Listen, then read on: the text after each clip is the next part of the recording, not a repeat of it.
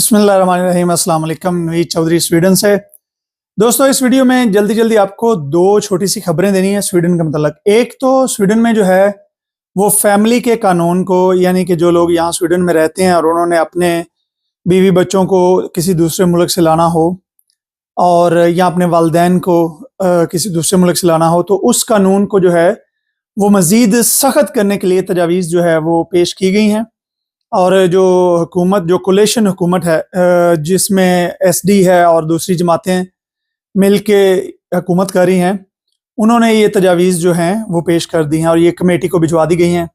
तो अब मुस्तकबिल में जो लोग यहाँ पे अपने बच्चे लाना चाहते हैं या अपने वालिदैन को बुलाना चाहेंगे, तो उनके लिए बहुत ज़्यादा मुश्किलात जो है हो जाएंगी। ये याद रहे कि ऑलरेडी पिछली हुकूमत से ये सारी पॉलिसियाँ चली आ रही हैं, सैलरी को बढ़ाने की और इसके अलावा जो है इमिग्रेशन के कानून को सख्त करने की, और बहुत सारे ऐसे कवानीन जो पिछली हुकूमत में, यानी कि 2022 के इलेक्शन से पहले जो इन्होंने बनाए थे, वो 2024 में जो है वो इम्प्लीमेंट हुए हैं।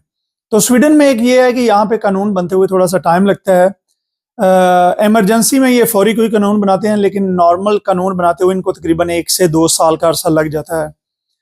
तो एक और बात कि यहाँ पे कुछ चीज़ें रिपोर्ट भी हुई हैं जो कि अभी ज़्यादा सोशल मीडिया पे नहीं आई हैं या ख़बरों में नहीं आई हैं, कि कुछ लोगों को इमिग्रेशन में ये रिपोर्ट किया गया है कि वो बच्चे लेके आए हैं दूसरों के, जो उनके अपने बच्चे नहीं थे, और यानी कि फेक जो फैमिली रीयूनिफिकेशन हुई है। तो अब जो है एक ये भी तजवीज़ पेश की है कि जितने भी नए आने वाले लोग होंगे उनका ख़ास तौर पे फैमिलीज़ का डीएनए टेस्ट किया जाएगा, कि जो यहाँ पे अपने बच्चों को लेके आ रहे हैं, क्या वो बच्चे उन्हीं के ब्लड यानी कि रिलेटिव हैं, या उनके जो है वो अपने बच्चे हैं, वो किसी अपने चाचे माए में फूफी ताए के बच्चे तो नहीं लेके आ रहे। तो ये दो नई डेवलपमेंट है। और इसके साथ साथ एक जो रिपोर्ट मिली है, अभी वो कंफर्म नहीं है, लेकिन कुछ लोगों को जो है वो इमिग्रेशन में रिपोर्ट किया गया है और उनकी इन्वेस्टिगेशन शुरू हो चुकी है, कि जो लोग यहाँ पे नए आए हुए हैं लेकिन उन्होंने जो है वो साथ अपने रिश्तेदारों के बच्चों को वो लेके आए हुए हैं, उनके अपने बच्चे नहीं हैं।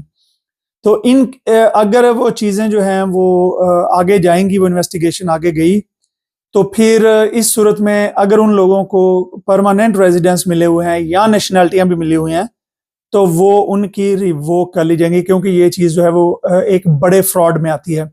तो इस चीज़ का बड़ा ध्यान रखिएगा कि इस तरह की चीज़ें जो है वो बिल्कुल भी ना कीजिए। जिस मुल्क में आते हैं उस मुल्क का भला चाहिए, यहाँ से आपको जो है वो रिज़्क मिलता है। ये मुल्क जो है वो आपके बच्चों को, आपको, आपकी फैमिली को ये जो है रहने के लिए जगह फराहम करते हैं।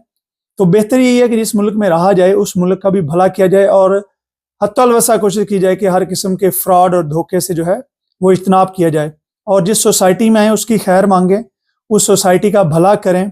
सो आप यहाँ पे जो लोग रहते हैं उनके साथ आपस में प्यार मोहब्बत के तल्लुकात को बढ़ाएं, और अपनी डेफिनेटली अपनी जो कम्युनिटी है उनके साथ भी अच्छा तल्लुक जो है वो उसको आपस में बढ़ाएं।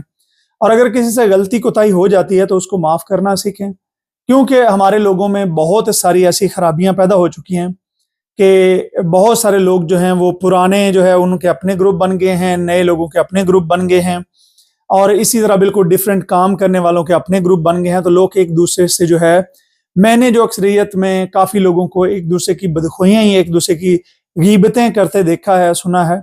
तो मैं तमाम लोगों से दरख्वास्त करना चाहता हूँ, अपने तमाम पाकिस्तानियों से खास तौर पर, कि एक दूसरे की इज़्ज़त करें, आपस में प्यार मोहब्बत से रहें, और एक दूसरे के साथ, चाहे वो नए हैं पुराने हैं। आप लोग यहाँ पे आए हैं, अगर कोई पहले सेटल नहीं था तो वो चंद सालों बाद हो जाएगा, अगर कोई पहले सेटल थे तो हो सकता है वो बाद में उनके हालात वो ना, ये ज़िंदगी ऊपर नीचे होती रहती है। तो अगर आपके पास कोई बड़ी डिग्री है और आप समझते हैं कि कोई नया आने वाला उसके पास डिग्री नहीं है, तो वो आपके बराबर का नहीं है, तो आपकी गलत सोच है।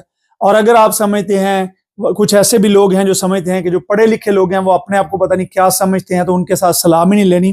तो ये सारी चीज़ें जो हैं ये ज़्यादातर गलत फहमियों की बुनियाद पे होती हैं। तो कोशिश कीजिए कि एक दूसरे के साथ अच्छे अखलाक के साथ, अच्छे प्यार मोहब्बत के साथ पेश आइए। और ये जो नया कानून है, आगे भी कोई जो अगर कवानीन आते हैं तो मैं आपको इसी तरीके से आगाह करता रहूँगा। मुझे अपनी दुआ में याद रखिए। बहुत शुक्रिया। खुदा हाफिज़।